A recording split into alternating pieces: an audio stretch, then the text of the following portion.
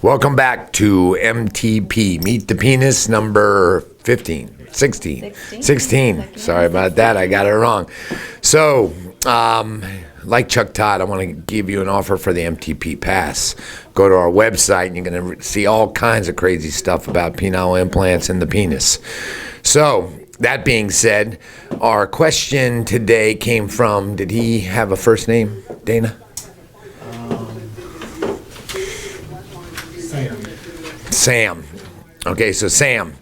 And I'm not going to say the question the way that he said it, but he basically asked, once you have a penile implant, can you or do you ejaculate? So I'm here today with Dr. Lana Chuck, who's up in New York, and she's a professor at where? At Montefiore. At Montefiore, and she is fantastic. We've had a blast today operating. Thank you. It's so fun. And so I think she's going to go over basically, whether or not you can ejaculate after you've had a penile implant, and then just some of the basic physiology behind an ejaculation. So go ahead. Well, thank you for the introduction. As you know, my name is Dr. Lana Chuck, and I'm a robotic urologist and doing some male sexual health, and spending the day here with Dr. Perito. So I'm happy to be part of Meet the Penis.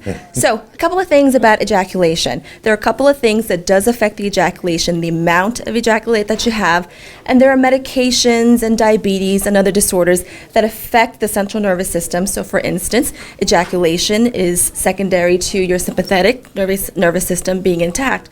So with penile prostheses, there is no difference in the ejaculation before and afterwards. And the reason is because we're not going anywhere close to the nerves that affect ejaculation.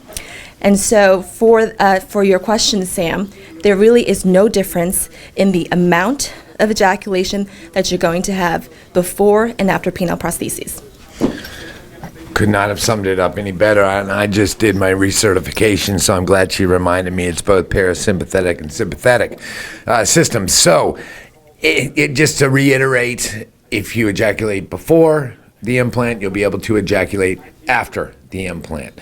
When it comes to sensory, because remember, we don't touch the nerves, but also remember that the blood flow to the glands is controlled by blood flow from the urethra. It has nothing to do with the penile implant. So if that's really your very sensitive area, you have to understand that you have to maximize the blood flow to the glands, and you do these sorts of things through exercise, good diet. If you're on medications, making sure that your medications are truly maximized to the point where they're taking care of your problem, because you're going to want to have the glands be as sensate as possible.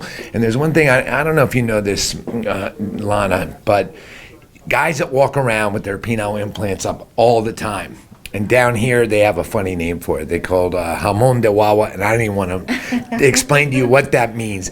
But if you leave your implant up all the time, you're going to find that you're less sensate, and it makes it more difficult to ejaculate. So I guarantee you in your practice, you'll see guys, and they'll say, I'm not ejaculating as easily as I used to. And they come in, and of course, they're at 70% or full mast.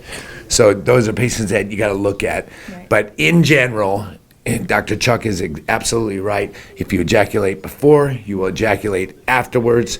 Get the MTP Pass, as Chuck Todd calls it, but in this case, it's Meet the Penis. We'll see you next week. And thanks, See you then. Thanks, Doc. Thanks for having me. See ya.